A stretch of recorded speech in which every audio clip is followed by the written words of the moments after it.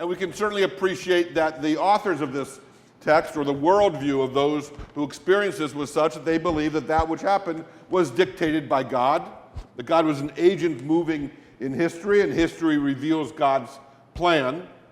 We're inviting you to read the story or to appreciate the story as a theological text. How does this story, whether the story is true or not, is not dictated by whether it happened, but its veracity is revealed in the fact that it happens again and again and again, or we see it in our own lives. We can see ourselves as these newly freed slaves, full of new responsibility, or the freedom to do what you wish, right? And still being confronted by having to take responsibility. So note that one of the first major issues, conundrums, crises the Israelites face, as soon as they're freed from slavery, they meet this challenge to be afraid. Of course they're afraid. They should be afraid. They're going to die one way or the other, but how do they respond? Do they give up their faith in God, or do they trust in God? And they end up trusting. And you could say, well, the other option is to be killed by the Egyptians, so I'll trust God and walk. But it's a test of courage, a test of faith from the very first moment. And I think it's relevant for all of us today when we are facing something that we're afraid of and demands courage. What do we turn to? Do we turn to faith? Do we turn to our values and ideals? And what helps us make that first step? Good. So let me just repeat it so that our friends at home, right? The idea that when we're confronted with something that's frightful, so whether it's the circumstance that's larger than us on a national level or around the world or whatever, or in our own lives, right? It's a defining moment. And what do we turn to find our courage? Or where do we find our strength? Or the faith to go forward? Or the confidence to trust in spite of? Yes? Okay. Other comments? Please, Allison. I like your idea that God gives us just one thing at a time. He said, my time is not your time. She likes the idea of God. I didn't, until you just said that, I didn't realize how 12-step like this sounds, of one day at a time. Yeah, it does.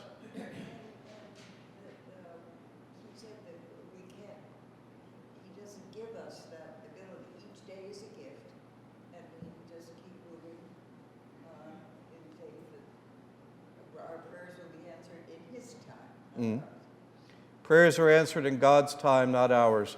Prayers are also not, don't think of it as prayer is not a transaction with the deity. If I do this, or say these right words, or say the right way, or do the right thing, and Aaron and I are not going to show you the mysteries of Judaism, Christianity, lest you let the power go to your head to get God to do what you want precisely. That's just not how it works. It's a conversation, not a transaction.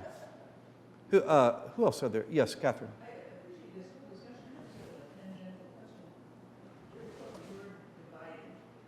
Curious about the word divided.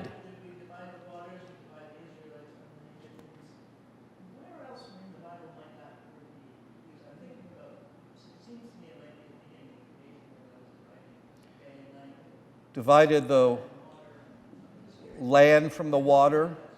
Yes. Another way, it's obvious when you think about it, the presence of the divine, the angel of the Lord, divided the two groups. Division in this sense, particularly with Genesis, the so-called second creation story, because in the beginning God created the heavens and the earth out of nothing. The second one, which is right afterwards, so there are two different traditions, converged, and they said, you know what, let's just keep both of them rather than try to reconcile them. Calling order out of a watery chaos. And so division, in that sense, I've honestly never thought of this, but you made me come to this, that division calls order to things and is separating. And part of the idea, by the way, of when the priest or the bishop blesses something, is to set it apart. To make holy means to be set apart, to divide it from the secular. It doesn't mean that the other one is immediately profane, but this is special. So that's what you do with a child on the 8th day, right? Dedicate it. So we do at Feast of the Presentation. You dedicate this child, you dedicate this thing, you dedicate your life. When a couple is married, they are divided in that sense and united at the same time.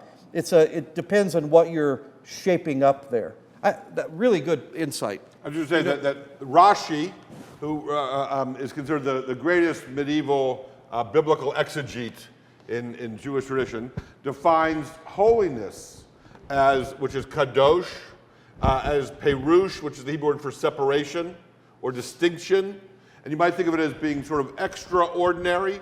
Something is holy if we ascribe to it additional quality, or if we understand to be distinct from that which is everyday, quotidian, average, right? But it's so because, at least in Jewish conception, because we endow it with such, right?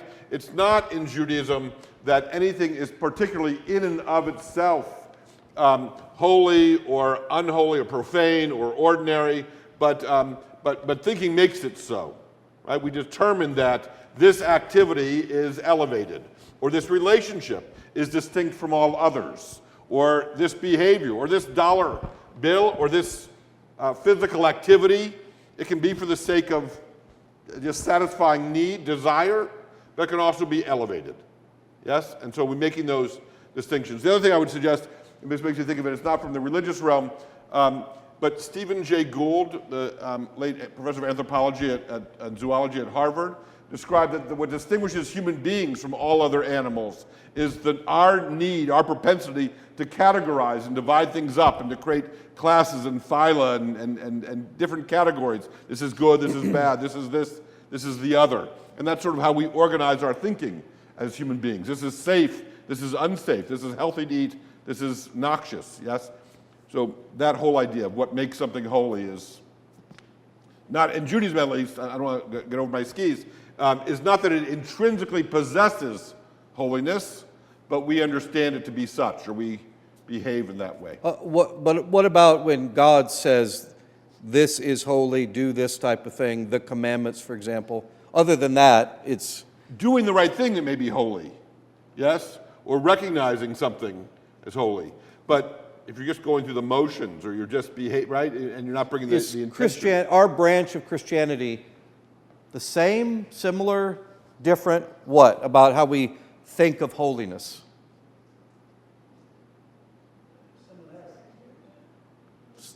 There is absolutely a strain of similarity. So you could say part of the point of the sermon today is pointing, it's recognizing something that already is holy or good or whatever it may be. But there's also within our tradition that within the church, backing up, Jesus said to do certain things that are inherently holy, celebrating this, what we'd call communion. Baptism are the two, and then gives authority through Jesus, we say, to the church to do certain things. So bread and wine become holy when the priest, so not Jonathon, but the ordained priest of the church sets these apart for this particular use. And they're determining factors, the right person, the right words, the right intent, and the right elements. Bread and wine in this case, the priest, the Eucharistic prayer, all those have to be in place for that authority to take effect.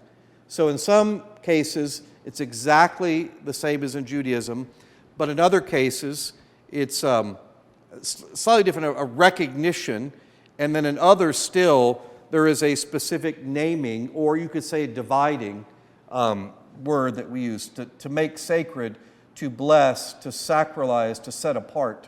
All those are present within that. Susie. But doesn't it depend upon whether the majority of people accept that? Nope. No.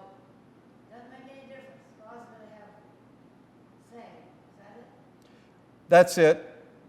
I could argue. Now we can go home, right? Now everybody, in a time, I would say, I'll say it. At this point in American culture, the individual's opinion seems stronger in terms of objective truth than ever before. So my feeling about something can trump other stuff. Hardly anybody thought that what you just asked is a relatively new idea. We all have to agree or it's not true. It's like, no, this is the way it is. 2 + 2 = 4 no matter what you think. Or God says this is the way it is, then that's how it is. That was different. And certainly remember to think how they were thinking when these texts were written, when these events or some version of them were happening. Their whole conception was, this is obviously Yahweh's presence. And so what some people may thought were completely irrelevant to the first writers, this is obviously what happened, and they're sharing that and passing it down. Interesting question. Anything else? Charles? Step back a little bit to the idea that the Israelites were freed from slavery in Egypt. By whom? By God? The Israelites well, that's the question to ask. The story of Exodus as a whole is about Yahweh freeing the Israelites. The human instruments were Moses and Aaron, and I guess Pharaoh to a degree. He freed them so that they could be killed by the Egyptian army. Did he free them so they could be killed by the Egyptian army? I would say probably not, or it wouldn't make a very good story to follow that God. But this, surely when you're reading a book or watching a movie or show, you know, that guy might get killed. But not that one. There's no way, because the whole story depends on that main character. And they're not going to kill the main character, the Israelites, in the story. Now, people will eventually die, but the whole point of Exodus is to show this is who Yahweh is. This is how Yahweh becomes, instead of a God, to the God, to my or our God. There's a progression. It's not perfectly linear, but you start to see it happening by the words used. And this is whole Exodus event, the name of the book, is the naming and recognition of all the ways Yahweh has freed the people and calls them into covenant, and then demands certain things of them, to be faithful, to follow the commandments, not to have other gods, and so on. But it's set up to show, and we'll get to see in the next chapter, I hope, that what Yahweh is like again. So but if I can, Charles, forgive me, Jonathan. Yeah. If I can, Charles, the Israelites asked the same question you're asking. Yeah. Right? They say to Moses, they challenge Moses, did you take us out here in the wilderness to die? There weren't graves for us in Egypt. Right? For this, I could have stayed a slave and been killed. Right? Because in the moment, we don't know how the story resolves itself. Remember watching with my young son at the time, Raiders of the Lost Ark. I want to introduce him to right? And it's very exciting, of course, as Indiana Jones faces all these perils, and he's very frightened. I assured him, I said, this is exciting, but Indiana Jones is going to survive each one of these encounters. That's sort of the fun. For 2 more movies. Right, for 2 more movies. Fair enough. Right? But you sort of follow that. But we know that because we're the omniscient reader, or we understand how Hollywood dramas play out. Right? Which is why it's so amazing when you see a drama that sort of counterintuitive and they kill off the main character. Like, whoa, that was out of left field. I didn't expect that. No one's ever done that in a television drama, because that's not how the story usually unfolds. Yes? So in the moment, which is also part of the theology, in our challenges, think about your own life. When you face something, you didn't know how it would resolve itself. David McCullough writes this and describes this with regard to the founding fathers. They didn't know they'd be successful in establishing this country.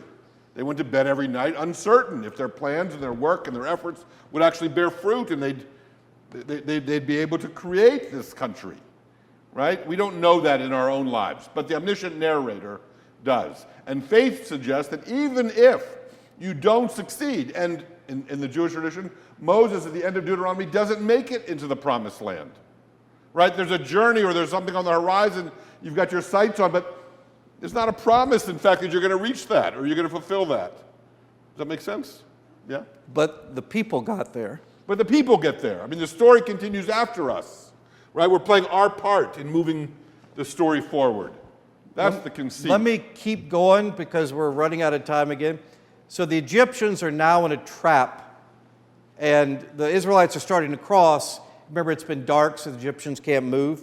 The Israelites have light.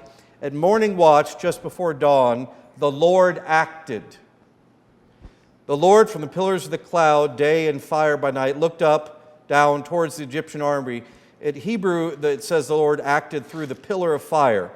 This is a subtle way of showing day and night both belong to God.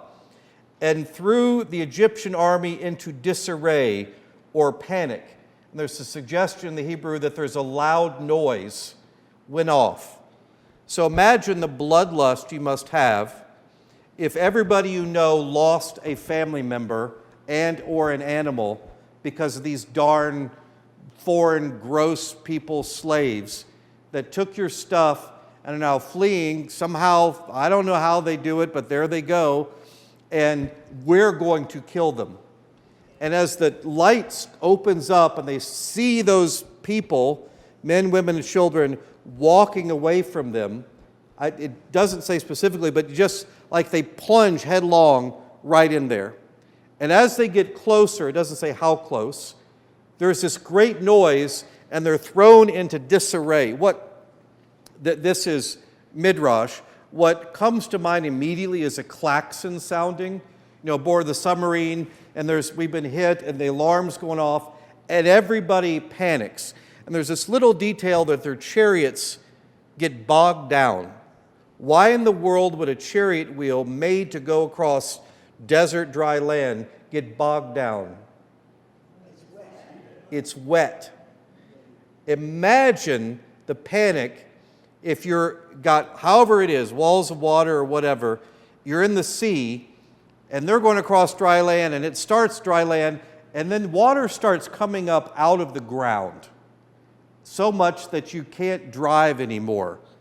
Oh my God. Being in a horse and a chariot, you can move much faster than a dude running with a bunch of armor. If you can't move, the walls are closing in on us. It is a very scary proposition. So there's panic going on. Water's creeping in from somewhere. This is terrible. Forgive me.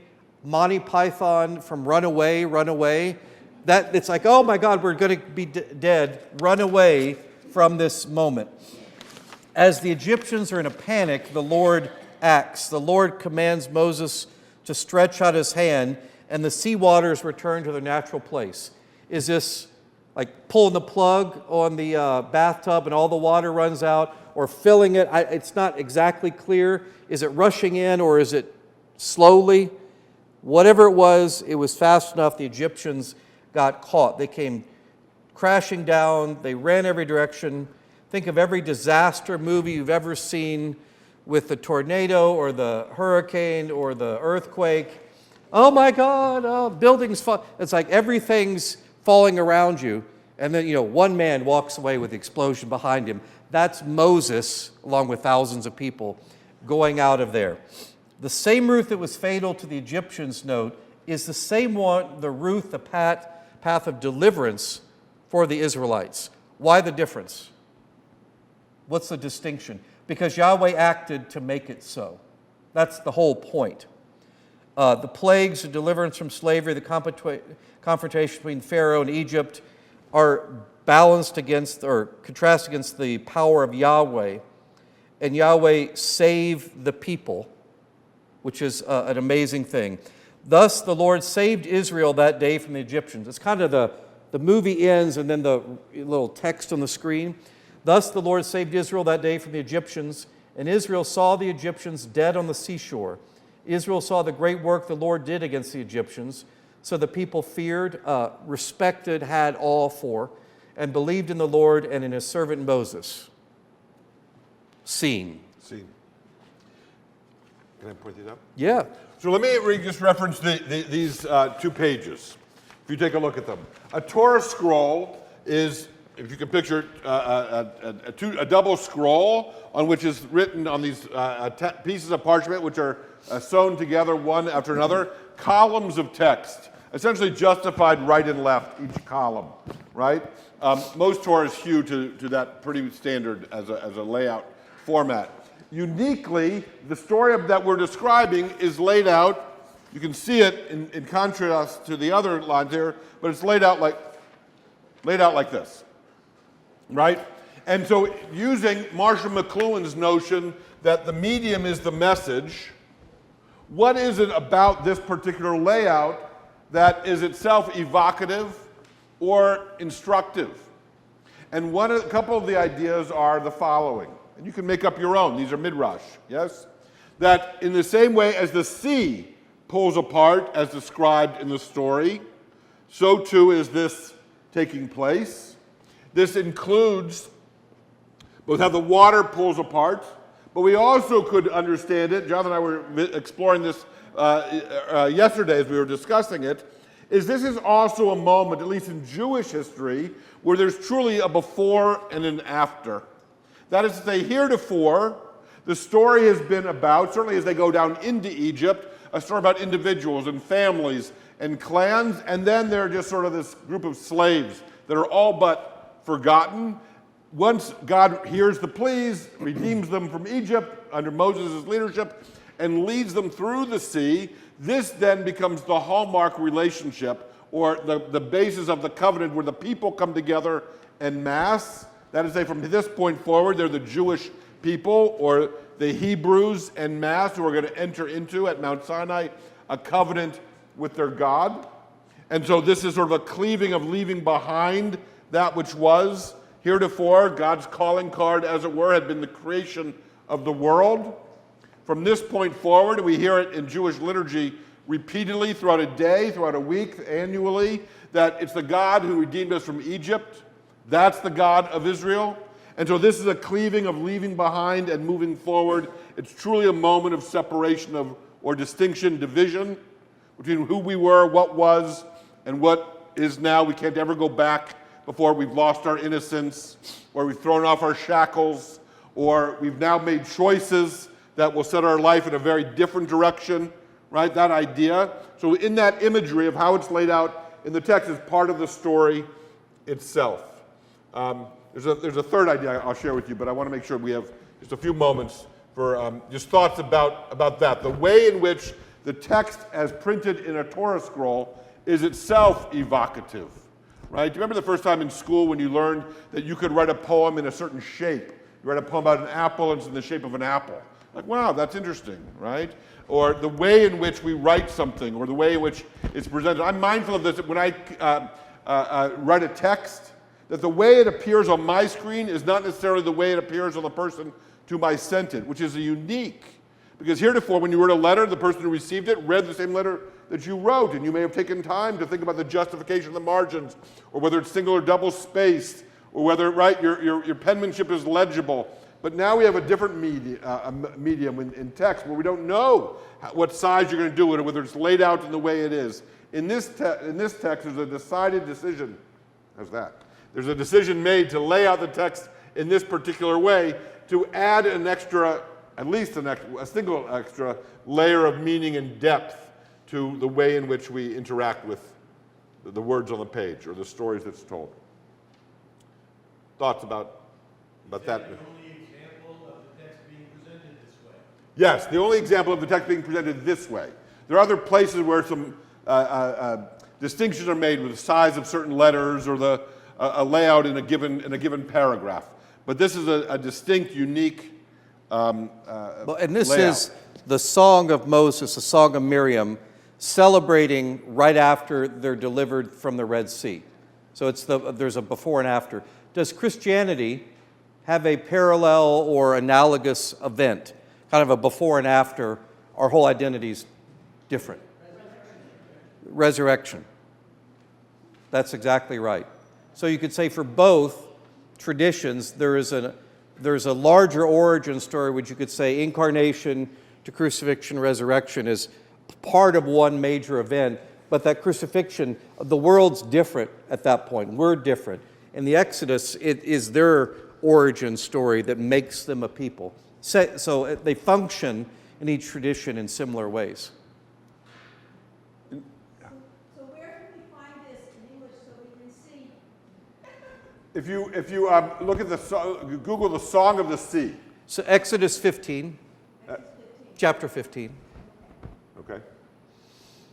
In some ways, it's sort of like an illustrated a manuscript, right? Or it's meant to, the page itself is meant to evoke something, or the way in which it's presented on the physical presentation is itself got layers of meaning. Jesus, the medium is the message. It's also a very similar point. For sure. That's amazing handwriting. Yes, these are all It is- handwritten by scribes. It is amazing handwriting. Something you'll note as you read this, and you're not here next week, right? I don't think so. I'll briefly touch on some of this. We'll move on. The wording, the language, particularly in the hymn, which is it's a song, Song of Moses, Song of Miriam. What else did you call it? Song of the Sea. Song of the Sea. A lot of the language switches to my and our. And, it's not just any old God that delivered us from Egypt and death. It's our God. So they're identifying now in a new way. If you also, I found this fascinating. I listened to it a while last night. Moses and Miriam, brother and sister, they both sing essentially the same song. And there is a drum that still exists within in Israel called a Miriam drum, Toph Miriam. Look up Miriam drum. It's a usually animal hide stretched across a wooden frame, and you play it. It's really quite, sometimes a woman will be singing and sometimes not, but that is probably the version of that instrument that she would have played to accompany this song. Something I'll reintroduce next time too. I'm sorry to ruin you, but a lot of these stories are like musicals that people just burst out into song periodically to celebrate something, to be sad about something. I don't really do that, or at least I'm not admitting that I'll do that, but it is a very, particularly in the Old Testament, more so than the New, this great event happens, what do you sing about it, you dance, you celebrate. That's their way of doing it. So this song, think of that as a celebration that were delivered from slavery. And here is a man and a woman. She's called, this is the only place Miriam is named, as I recall in the book of Exodus. She's a prophetess. So speaking on behalf of God, this happens. Any last questions before we go? Thank you all very much.